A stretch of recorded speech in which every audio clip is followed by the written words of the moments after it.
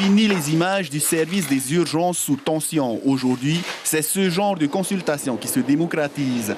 Par contre, depuis le mois de janvier, les entreprises du Fénois recensent environ 10 000 arrêts de travail selon le MEDEF, un chiffre bien plus élevé qu'en temps normal. Je confirme que le nombre d'arrêts de travail est quasiment le double, voire plus qu'en période normale.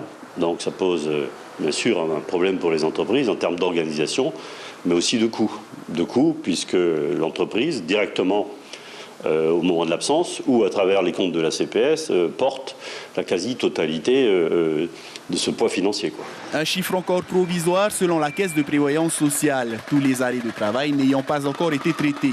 Aucun secteur d'activité n'est épargné. C'est sur les comptes de la CPS que les effets pécuniaires de la crise sanitaire se font le plus ressentir. C'est effectivement une situation tendue. Maintenant, on l'avait anticipé. On a, pour rappel, souscrit un deuxième prêt auprès du pays au mois de décembre. On a tiré une première tranche en décembre et on a prévu de tirer la deuxième tranche sur le deuxième trimestre de cette année. Donc on a aujourd'hui les moyens de gérer cette nouvelle crise.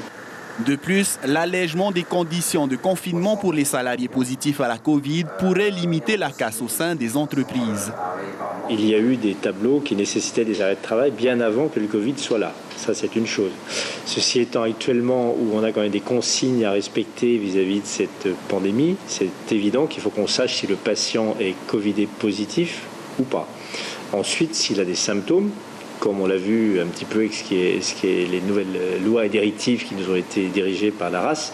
Enfin, le MEDEF planche sur l'élaboration d'un accord d'entreprise qui définirait une fois pour toutes les conditions de télétravail en Polynésie. L'information en continu sur Polynésie la première, Internet et réseaux sociaux.